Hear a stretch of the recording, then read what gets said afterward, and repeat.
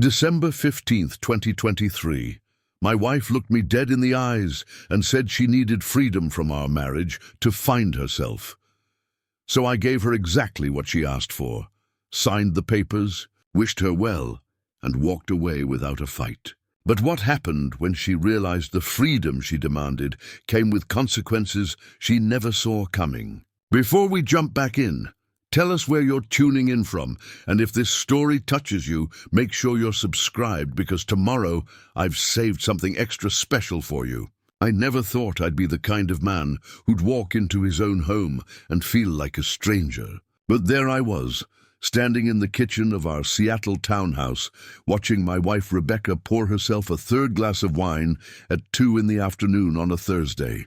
Her hands were shaking slightly and she wouldn't meet my eyes. "We need to talk," she said, her voice barely above a whisper.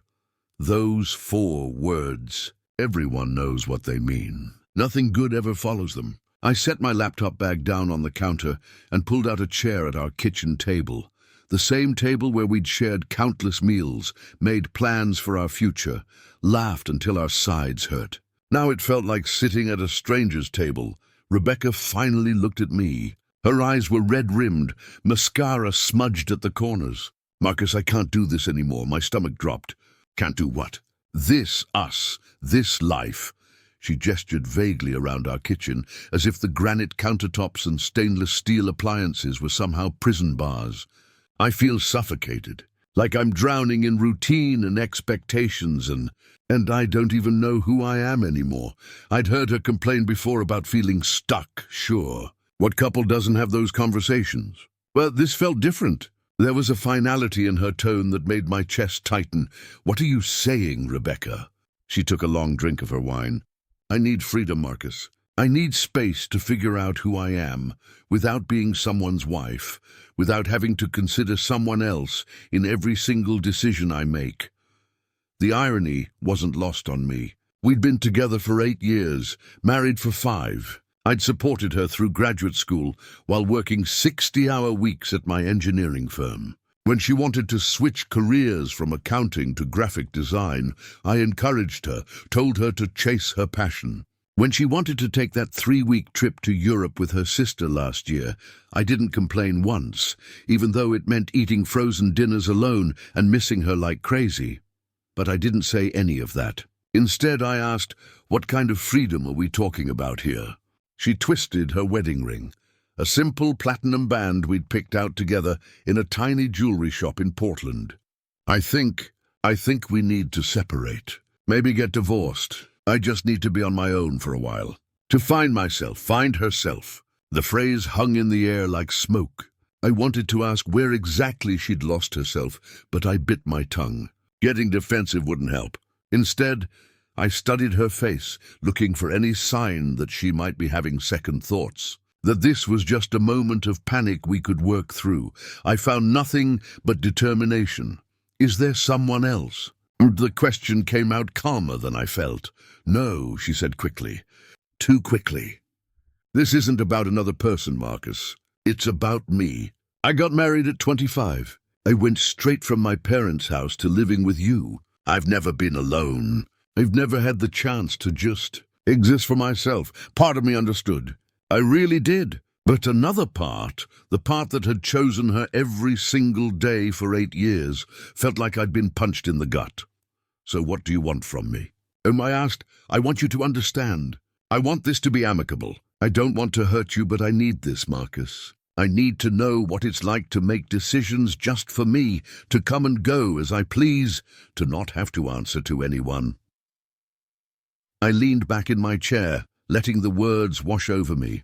The late afternoon sun was streaming through our kitchen window, hitting the photos on our refrigerator, pictures of us hiking in the Cascades, celebrating our anniversary in Vancouver, smiling on our wedding day. All those moments suddenly felt like artifacts from someone else's life. "Okay," I said finally. She blinked. "Okay, if you need freedom, Rebecca, then I'm not going to stand in your way. I'm not going to beg you to stay or try to convince you that we're worth fighting for. You're a grown woman. You know what you want." I watched confusion flicker across her face. I think she'd expected a fight. Maybe she'd even wanted one, some dramatic scene where I'd plead with her to reconsider, promise to change, give her the satisfaction of knowing I couldn't live without her. But I'd learned something important in my 33 years. You can't make someone choose you. Either they do or they don't, and Rebecca had made her choice crystal clear. Just like that? She asked. Just like that, I confirmed. We'll call a lawyer tomorrow. Split everything 50-50. Keep it simple and clean. You want freedom? You've got it. She seemed almost disappointed by my reaction, which struck me as strange. What had she wanted? For me to fall apart, to make this harder than it already was. I appreciate you being so understanding, she said, though her tone suggested she was anything but appreciative. She sounded confused, maybe even slightly annoyed. That night I slept in the guest room. Rebecca stayed in our bedroom. Technically her bedroom now, I supposed.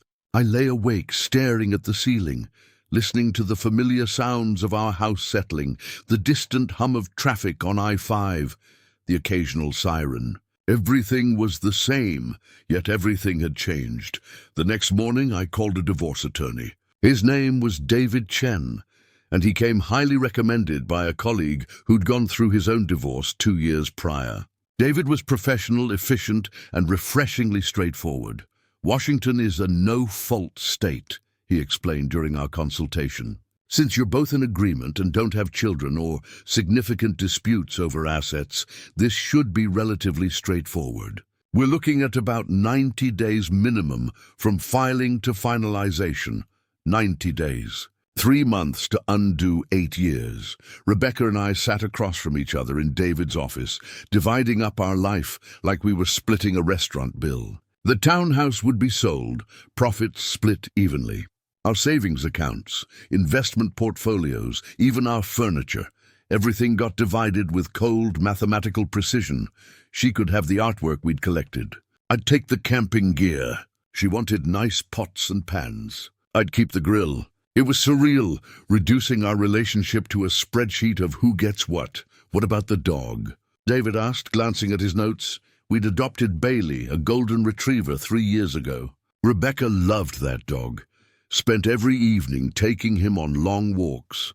Bought him expensive organic treats. Let him sleep at the foot of our bed. Marcus can have him, Rebecca said without hesitation. I looked at her, surprised. You love Bailey. I'm going to be traveling, exploring. A dog would tie me down. You work from home half the week anyway. It makes more sense, and there it was. The freedom she craved meant freedom from everything, including commitments to a dog who'd done nothing but adore her unconditionally. Fine, I said. I'll take Bailey. We signed the papers. Just like that, our marriage had an expiration date stamped on it. The townhouse sold faster than we expected. Seattle's real estate market was hot, and we'd kept the place in good condition. A young couple with a newborn bought it for asking price. Cash offer, no contingencies. They looked so happy during the walkthrough, so full of hope and plans for their future. I wondered if they had any idea how quickly things could fall apart. Rebecca moved out first, into a modern apartment in Capitol Hill, one of those new glass and steel buildings with a rooftop terrace and a gym she'd never use. I helped her move her stuff, loading boxes into a U-Haul on a grey Saturday morning that perfectly matched my mood. Thank you for this, she said, as I set down the last box in her new living room.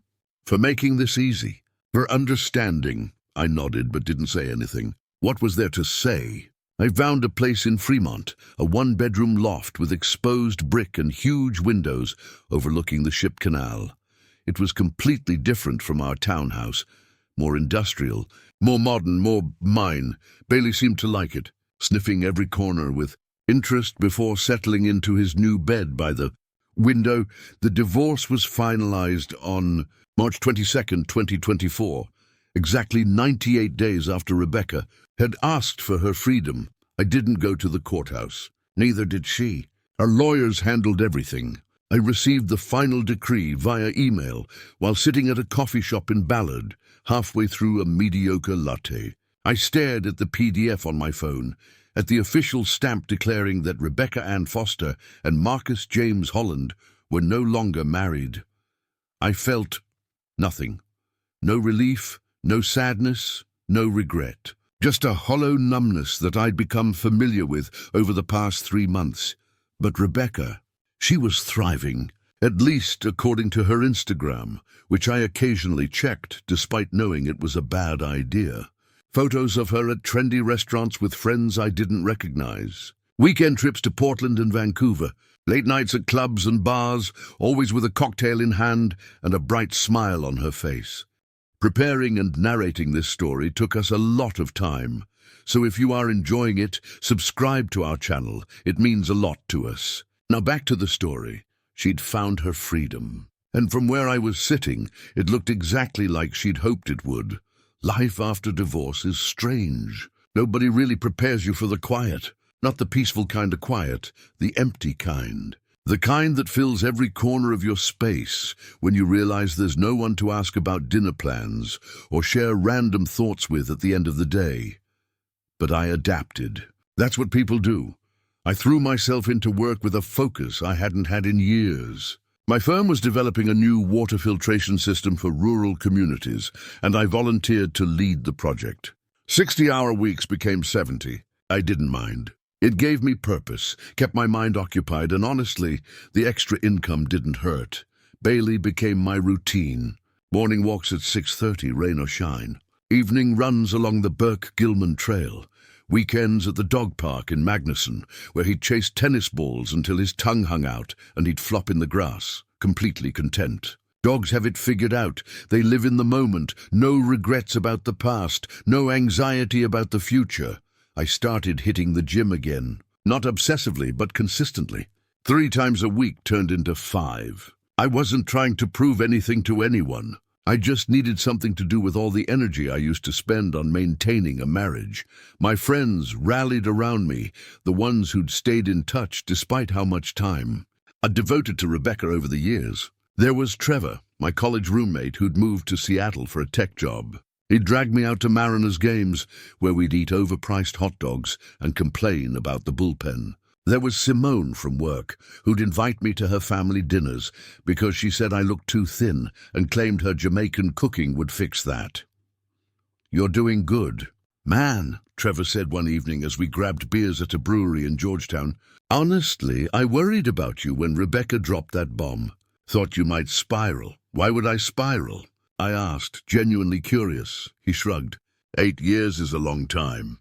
Most guys would be a wreck. But you just moved on, like flipping a switch. I took a sip of my IPA, considering his words. She made a choice. I respected it. What else was I supposed to do?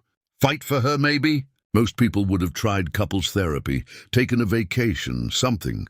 You can't force someone to want to be with you, Trevor. If she needed to go find herself, then she needed to go find herself. Simple as that. He studied me for a moment.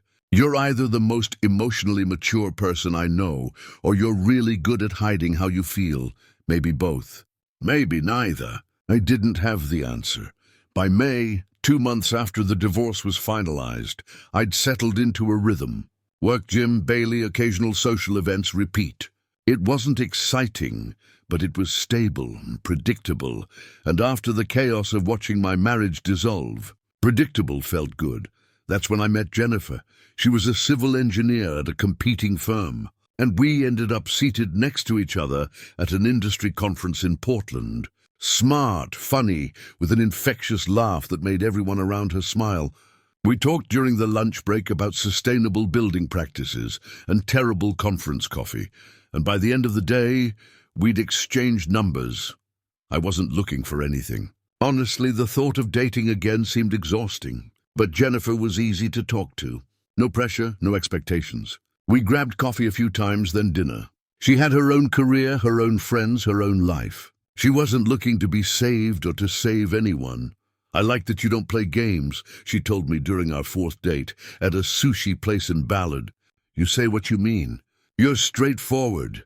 Life's too short for anything else, I replied. We took things slow, really slow. After Rebecca, I wasn't about to rush into anything. Jennifer understood. She'd been through her own breakup a year prior and appreciated the cautious approach. Meanwhile, Rebecca's Instagram presence exploded. She'd started a lifestyle blog, one of those aspirational accounts with perfectly curated photos of her morning matcha lattes, sunset yoga sessions, and weekend getaways. Her follower count climbed into the thousands. She posted quotes about self-love and independence, pictures of herself at exclusive restaurants with captions about living authentically, photos from a 2-week trip to Thailand where she'd apparently found enlightenment at a meditation retreat. Stopped checking after a while. It felt like watching a stranger's life, but then my phone rang on a Tuesday evening in late June. Unknown number. I almost didn't answer. Marcus? Rebecca's voice came through slightly slurred. Music thumped in the background. Rebecca. What's up? I wanted to call and see how you're doing. How's Bailey? I glanced at the dog, who was sprawled across my couch like he owned it. He's good, happy. You okay? I'm great. I'm out with friends, and we were just talking about how important it is to check in with people from your past, you know? Make sure there's no bad blood. There was something off in her voice. A forced cheerfulness that didn't quite land. There's no bad blood, I assured her. We're good. Good, that's good. A pause. Are you seeing anyone? The question caught me off guard. Why does that matter? It doesn't. I'm just curious. You deserve to be happy, Marcus. You were always so good to me. Past tense. Were. I'm doing fine, I said, not answering her actual question. You should get back to your friends. Right. Yeah, okay. It was good talking to you. She hung up before I could respond. The call bothered me more than I wanted to admit. Not because I missed her, I didn't. But there was something in her voice, beneath the party noise and the alcohol-tinged bravado, that sounded lost. 2 weeks later, her sister Diane called me. We'd always gotten along well during the marriage. She was the practical one in Rebecca's family, a nurse who didn't put up with nonsense. Marcus, I need to talk to you about Rebecca. My stomach tightened. What's wrong? Have you seen her lately? Talk to her. She called me drunk a couple weeks ago. That's it, Diane sighed heavily. She's not doing well. I know her Instagram looks like she's living her best life, but it's all smoke and mirrors. She's blowing through money like it's water, going out every night, different guys every week. She quit her graphic design job because she said it was restricting her creative freedom. She's an adult, Diane. She can make her own choices. I know that. But she's spiraling, Marcus, and part of me wonders if this whole freedom thing isn't what she actually wanted. Maybe she's trying to convince herself she made the right choice. I didn't know what to say to that. Rebecca had been clear about wanting the divorce. She'd gotten exactly what she asked for. Why are you telling me this? I asked. Because I thought you should know. And because... Look, I know this isn't your problem anymore, but if she reaches out to you, just be careful. She's not in a good place. After we hung up, I sat on my couch for a long time, Bailey's head resting on my lap. I thought about Rebecca, about the woman I'd married who loved quiet evenings at home and Sunday morning farmers markets. The woman who used to cry during Pixar movies and spent hours perfecting her sourdough starter. Where had that person gone? Or had she ever really existed in the first place? I didn't have answers, and honestly, they weren't mine to find anymore. Jennifer and I became official in July. Nothing dramatic, just a natural progression. She met Bailey, who loved her immediately.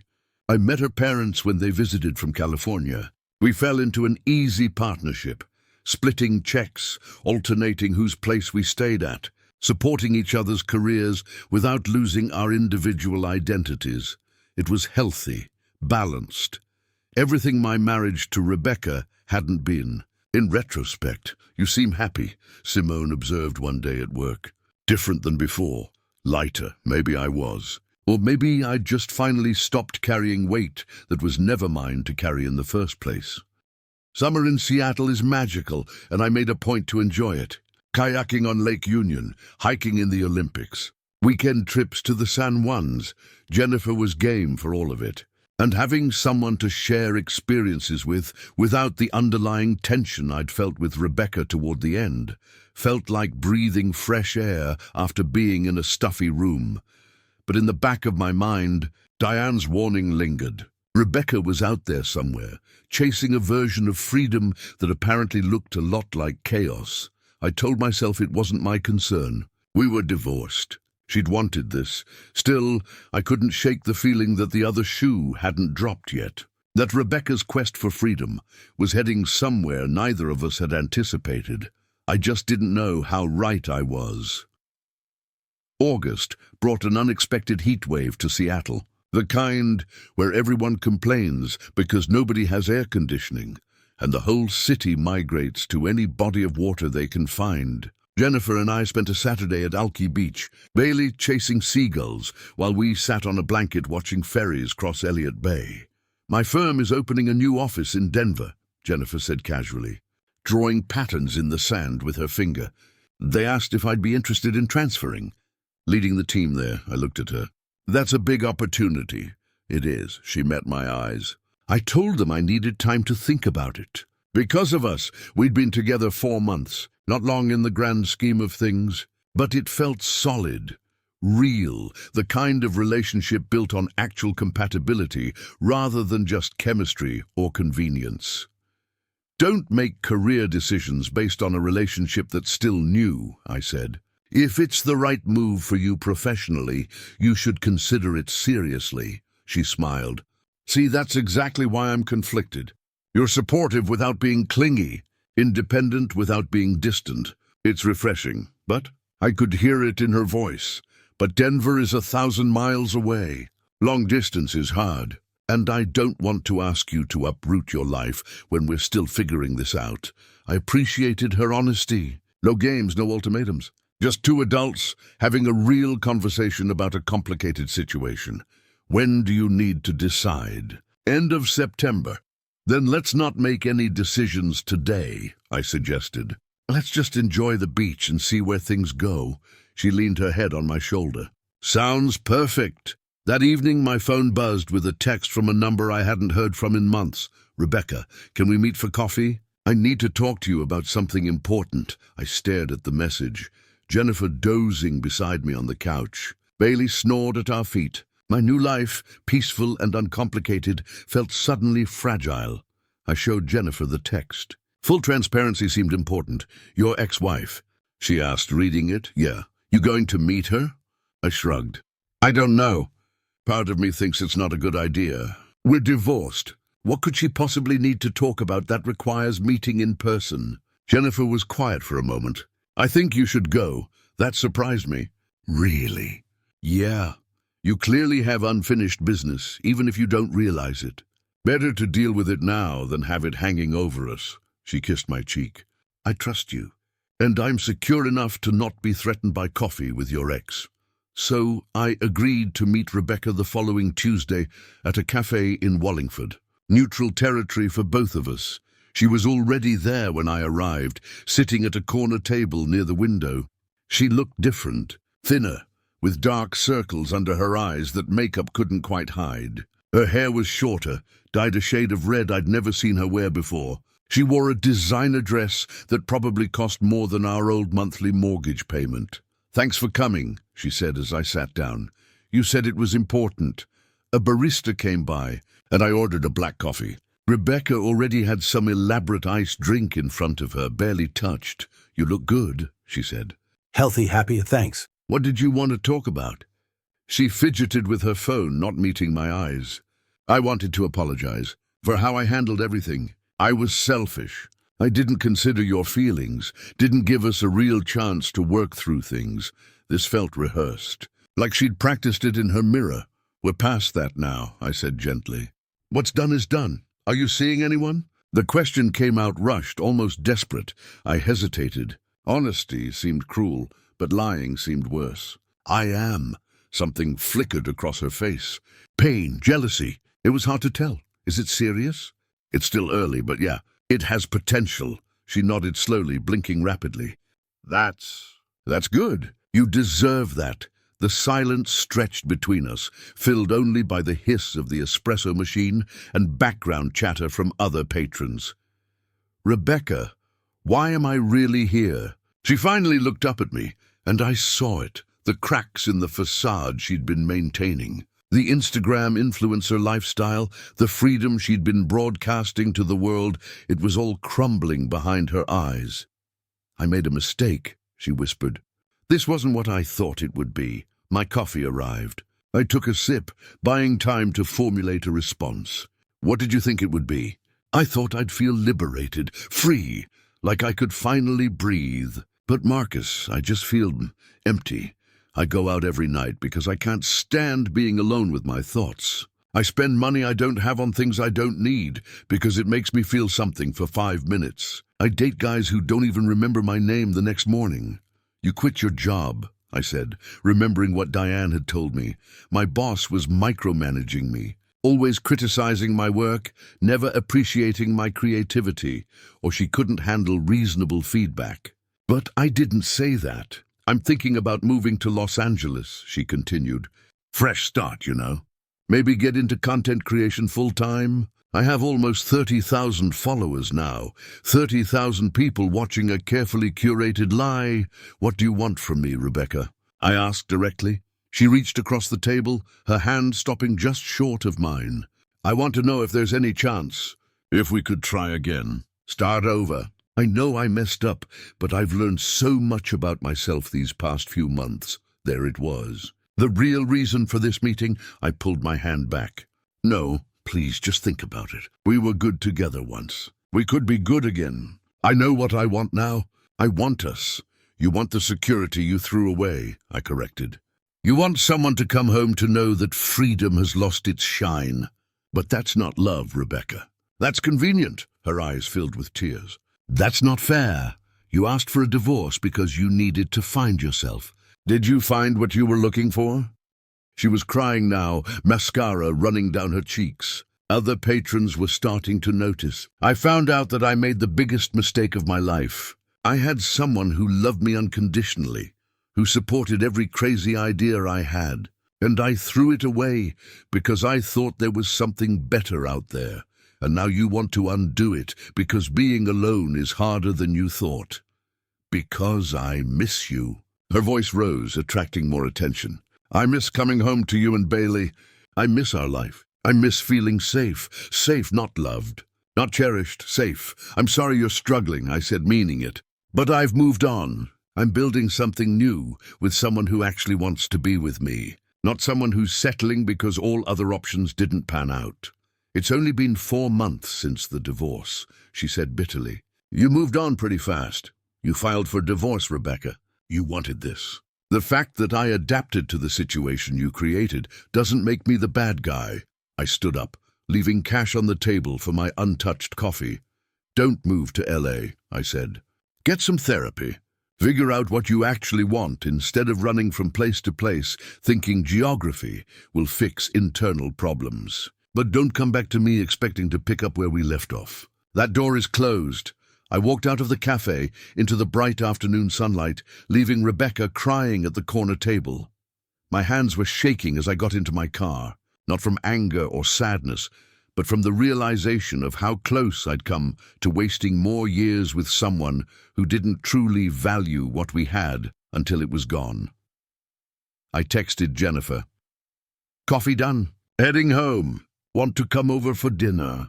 Her response was immediate. "Already marinating chicken. See you at 7. Bring Bailey," I smiled. This was what a real partnership looked like. Showing up, being present, choosing each other every day, not just when all other options disappeared. Rebecca had her freedom. She'd chased it with both hands, and now she was drowning in it. But that wasn't my problem to solve anymore. I had my own life to live. And for the first time in a long time, I was genuinely excited about where it was heading. Jennifer accepted the Denver position in mid-September. We had a long conversation about it over wine on her balcony, watching the city lights flicker to life as dusk settled over Seattle. "I want you to come with me," she said. "Not immediately, and not because I need you to, but because I think we could build something real together. Take your time, think about it. See if your firm has any opportunities there, or if you could work remotely." It was the opposite of Rebecca's approach to everything. No ultimatums, no pressure, just an invitation to be part of her life while respecting that I had my own. I'll look into it, I promised. She left for Denver in early October. The goodbye at the airport was harder than I expected, but we FaceTimed every night, and I flew out to visit twice in the first month. My firm was actually interested in expanding into the Colorado market, and my boss floated the idea of me heading up a satellite office there. Things were falling into place naturally, without force or drama. Meanwhile, Rebecca's downward spiral accelerated. I didn't seek out the information. It came to me through mutual friends and her sister's occasional updates. She didn't move to Los Angeles. Instead, she bounced between short-term sublets in Seattle, unable to commit to a lease. Her Instagram posts became erratic. Some days, she'd share inspirational quotes about resilience. Other days, nothing. Then suddenly, a flurry of party photos at 3 a.m, with people who looked progressively more questionable. In late October, "Diane called me again. I know I keep bothering you with this, and I'm sorry," she said. "But Rebecca got evicted from her apartment in Capitol Hill. She hasn't paid rent in 2 months. What happened to her money from the house sale? That had been a substantial amount, enough to live comfortably for at least a year if managed properly. Gone. All of it. She bought a car she couldn't afford, went on shopping sprees, took trips to Miami and New York. She's been living like she's a millionaire when she doesn't even have a job." I rubbed my temples. "What do you want me to do, Diane?" "Nothing. I just thought you should know. She's been talking about you a lot, saying she needs to fix things with you, that you're the key to getting her life back on track." A chill ran down my spine. "That's not healthy, I know. I've tried to get her into therapy, but she refuses. Says therapists don't understand her unique situation." After we hung up, I blocked Rebecca's number. It felt harsh, but Diane's warning had set off alarm bells. I couldn't be her lifeline, couldn't let her pull me back into chaos when I'd finally found solid ground. November arrived with typical Seattle rain. Jennifer came home for Thanksgiving, and we spent it with Trevor and his family. His kids adored Bailey, and watching Jennifer laugh as they tried to teach the dog tricks in the backyard filled me with a contentment I hadn't known I was missing. "You're thinking about proposing, aren't you?" Trevor asked as we cleaned up after dinner. Was I? The thought had crossed my mind, not as a reaction to Rebecca or to prove anything, but because Jennifer felt like a true partner. Someone who enhanced my life without consuming it. Maybe eventually, I admitted. We're still figuring out the logistics of the distance thing. Just don't wait too long. The good ones don't stick around forever if you're not willing to commit. His words stayed with me after Jennifer flew back to Denver. I started researching engagement rings during my lunch breaks. Nothing serious, just browsing. Getting a feel for what might suit her. Then December hit and everything exploded. I was at the dog park with Bailey when I got a call from an unknown Seattle number. Against my better judgment, I answered. "Mr. Holland, this is Officer Patricia Mills with the Seattle Police Department. Do you know Rebecca Foster?" My stomach dropped. "She's my ex-wife. What's wrong?"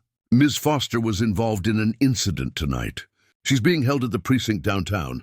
She listed you as an emergency contact." "What kind of incident?" "She was arrested for disorderly conduct and public intoxication at a bar in Belltown. When officers tried to escort her out, she became combative. We're not charging her with assault, but she's spent the night in jail." I closed my eyes. "I'm her ex-husband. We've been divorced since March. I'm not her emergency contact anymore." "That's not what her information says, sir. She's been asking for you repeatedly, quite insistent that you'll come get her." "I'm not coming." "Call her sister, Diane Foster." I gave her Diane's number. There was a pause. "Are you sure, Mr. Holland?" "She seems pretty distressed." "Officer, I sympathize, but this isn't my responsibility." "Please call her sister." I hung up feeling like the worst person alive, but also knowing I'd made the right choice. Rebecca's problems weren't mine to fix. Enabling her by swooping in to rescue her would only make things worse. Diane texted me an hour later. "Got her from the station." "She's a mess, Marcus." "Rock bottom doesn't even begin to describe it." I didn't respond. 2 days later, flowers arrived at my loft. 24 red roses with a card in Rebecca's handwriting. "I'm so sorry. Please give me another chance. I promise I've changed. I love you, I threw them in the dumpster behind my building. The gifts kept coming. Flowers, cards, even a framed photo of us from our wedding day. Each one went straight to the trash. I didn't acknowledge them, didn't respond, didn't engage. Then she showed up at my building. I was coming home from the gym when I found her sitting in the lobby, looking like she'd been crying for hours. The doorman, Eric, gave me an apologetic look. She said, "She's your wife, man." I told her I needed to call up, but she's been sitting there for 2 hours saying she'd wait. "She's my ex-wife," I corrected, keeping my voice low. "And she's not welcome here." Rebecca stood up, rushing toward me. "Marcus, please, just give me 5 minutes. That's all I'm asking." "No, Rebecca, I've been clear about this. You don't understand what I've been through. I've lost everything. My apartment, my savings, my friends.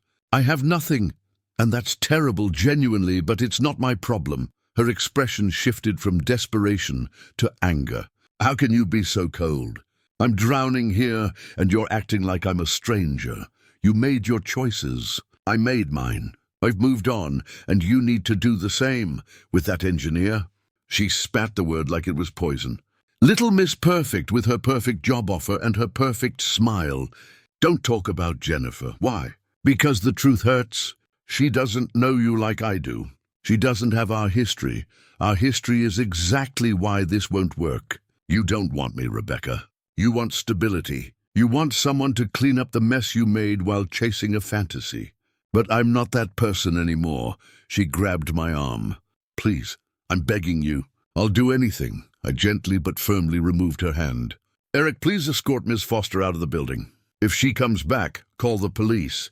You can't do this to me." Rebecca's voice echoed through the lobby as Eric guided her toward the door. "I'm your wife." "You're not. Not for 9 months now. Goodbye, Rebecca."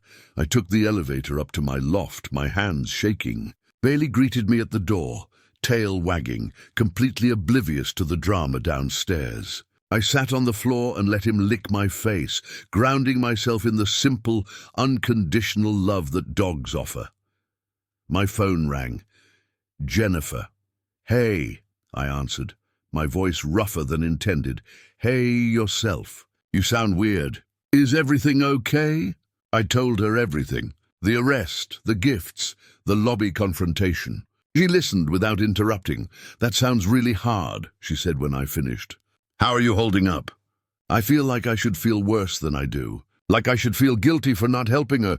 "You set a boundary. That's healthy. You can feel compassion for someone's struggles without being responsible for fixing them. This was why I loved her. No drama, no jealousy, just rational support." "I think I need to file a restraining order," I said. "Probably a good idea." "Want me to fly up this weekend?" "Moral support." "You don't have to do that. I know, but I want to. You were there for me when I was stressed about the Denver transition. Let me be there for you." After we hung up, I sat in the dark of my living room, Bailey's head in my lap, and thought about the different paths my life could have taken. If I'd fought for Rebecca when she asked for the divorce, if I'd taken her back when she showed up crying at that cafe, if I'd been picked up from the police station, each of those choices would have led me deeper into quicksand. Instead, I'd chosen myself, my peace, my future. Rebecca had her freedom. Now she was learning that freedom without responsibility, without self-awareness, without genuine growth, was just another word for chaos, and I was finally, truly free of it all. I filed for a restraining order the Monday after Rebecca's lobby incident. My attorney, David Chen, handled it efficiently. The judge granted a temporary order, and a hearing was scheduled for 2 weeks out. "She'll be served papers tomorrow," David explained. "She's prohibited from contacting you or coming within 300 feet of your residence or workplace." It felt extreme, but necessary. I'd tried being kind, tried being clear, tried being firm. None of it had worked. Jennifer flew in that Friday as promised. We spent the weekend doing normal, peaceful things. Brunch at a cafe in Fremont, a hike in Discovery Park, cooking dinner together in my kitchen. Bailey approved of her completely, following her around like a shadow. "Have you thought more about Denver?" she asked Saturday night as we washed dishes side by side. "I have. My firm is serious about opening a branch there. They've asked me to scout locations next month. potentially start building a team by spring. She turned to look at me, hope in her eyes. And I think I'm ready for a change. Seattle has too many ghosts now. She kissed me, soapy hands and all. We're going to be really good together, you know that? I did know. This relationship worked because we were both whole people, choosing to build something together, not broken pieces trying to complete each other. The restraining order hearing came on a grey Wednesday morning. I showed up with David. Rebecca arrived with a public defender, looking like she'd aged 5 years in the past month. Her hair was unwashed, pulled back in a messy ponytail. The designer clothes were gone, replaced by jeans and a wrinkled sweater. The judge reviewed my evidence, the police report from her arrest, documentation of the unwanted gifts, security footage from my building showing her refusing to leave. Rebecca's attorney tried to argue that she was simply trying to reconcile with someone she loved, that her actions stemmed from emotional distress rather than malicious intent. Mr. Holland has made his position clear, the judge said, looking over her reading glasses at Rebecca. Repeatedly, Ms. Foster continuing to contact someone who has explicitly asked you to stop is harassment, regardless of your intentions or emotional state. Rebecca's face crumpled. Your Honor, please, I just need him to understand. What you need, Ms. Foster, is to respect his boundaries and seek professional help for whatever you're going through. The restraining order is granted for 1 year. You are prohibited from contacting Mr. Holland through any means, phone, email, social media, or third parties. You must stay at least 300 feet away from his home and workplace. Violation will result in arrest. Do you understand? This isn't fair, Rebecca whispered. Do you understand? The judge repeated more firmly. Yes, Your Honor. As we left the courthouse, I saw Diane waiting outside. She pulled me aside while David gave us privacy. I'm sorry it came to this, she said. I want you to know I'm getting her into an intensive outpatient program. She's going to live with me for a while, get back on her feet properly this time. That's good. She needs support. She does. But Marcus, I also want to apologize for calling you all those times, making her problems your concern. You were right to set boundaries. I enabled her by treating you like you were still responsible for her well-being. I appreciated the acknowledgement. Take care of her, Diane, but take care of yourself too. Don't let her pull you down. I won't. And for what it's worth, I think you're going to be very happy with Jennifer. She seems like a good person, I smiled. She is. Christmas approached, and I made the decision official. I'd be relocating to Denver by March. My firm was thrilled. They'd already identified potential clients and office space. It felt right, like the final chapter of this difficult year was closing and a new book was beginning. Jennifer came back to Seattle for the holidays, and we spent Christmas Eve at Trevor's house with his family. Watching the kids open presents while Bailey stole wrapping paper, I felt a peace I couldn't remember experiencing before. No tension, no walking on eggshells, no wondering if the other shoe would drop. On New Year's Eve, Jennifer and I went to a quiet dinner in Madison Park. No crowds, no parties, just us and a bottle of wine and a view of Lake Washington. I have something for you, I said as midnight approached. I pulled out a small velvet box. Her eyes went wide. Jennifer, I know we're still relatively new, and I know we've got logistics to figure out. But this past year taught me something important. Life's too short to waste time with people who don't choose you every single day. You choose me, you see me. You make me want to be better without making me feel like I'm not enough. So, I opened the box, revealing a simple diamond ring that caught the candlelight. Will you marry me? Tears streamed down her face. Yes, absolutely yes. The restaurant staff noticed and brought us complimentary champagne. Other diners applauded. It was perfect and understated and exactly right. We set a wedding date for October, giving us time to get settled in Denver and plan something small and meaningful. February brought unexpected news through Trevor, who'd heard it from a mutual friend. Rebecca had completed her outpatient program and gotten a job at a small design firm in Tacoma. She was living with Diane, attending therapy twice a week, and had deleted all her social media accounts. Apparently she's actually doing better, Trevor said. Like genuinely better. Not the Instagram fake-it version. I was glad to hear it. I held no ill will toward Rebecca. I just wanted her to find actual peace, not the performance of it. My last day at the Seattle office was March 15th. Colleagues threw me a going-away lunch. Simone cried and made me promise to visit. My boss gave me a watch and a speech about how I'd been instrumental in the firm's growth. That evening, I did a final walk through my loft. Boxes were packed, movers scheduled for the morning. Bailey sensed the change. Staying close to my side, my phone buzzed with an email. The subject line made me pause. From Rebecca. My first instinct was to delete it unread. But curiosity won. Marcus, I know I'm not supposed to contact you and I'm not asking for a response. This email is just to say thank you. Thank you for loving me when we were together. Thank you for letting me go when I asked. And thank you for refusing to let me drag you down when I was drowning. I'm in therapy now. Real therapy, not just someone to vent to. I'm learning that the freedom I thought I needed was actually just fear of intimacy and commitment dressed up as self-discovery. I destroyed the best thing in my life because I was terrified it wouldn't last anyway, so I sabotaged it first. I hear you're getting married. I'm happy for you. Truly, Jennifer is lucky and so are you. I hope you have everything you deserve. All the peace and love and partnership I was too broken to appreciate. I'm not writing this to get you back or to make you feel bad for me. I'm writing because part of my healing is taking accountability. I hurt you. I disrespected you. I took your kindness for granted and your patience for weakness. I'm sorry. I hope you have a wonderful life in Denver. I hope your marriage is everything ours should have been. And I hope someday I can build something half as healthy as what you found. Thank you for showing me what real love looks like, even if I couldn't see it until it was gone. Be well, Rebecca. I read it twice, then closed my laptop. There was nothing to respond to, nothing to add. It was her journey now, her healing, her responsibility. The next morning, Bailey and I loaded into my car for the drive to Denver.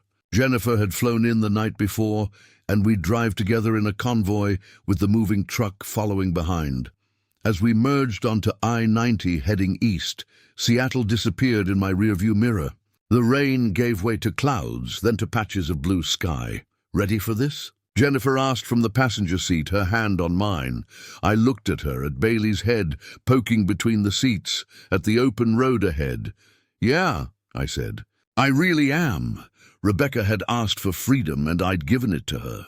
But in doing so, I'd found my own freedom too. Freedom from a relationship that had become a cage for both of us. Freedom to build something real with someone who truly wanted to be there. She'd chased freedom and found chaos. I'd accepted loss and found peace. In the end, we both got exactly what we needed, even if it wasn't what either of us had expected, and that was the real lesson. Sometimes the kindest thing you can do for someone is let them go completely. Let them face the consequences of their choices. Let them find their own way back to themselves, because you can't save someone who doesn't want to be saved. You can only save yourself. And finally, after a year of chaos and healing and growth, that's exactly what I'd done. Up next, you've got 2 more standout stories right on your screen. If this one hits the mark, you won't want to pass these up. Just click and check them out. And don't forget to subscribe and turn on the notification bell so you don't miss any upload from us.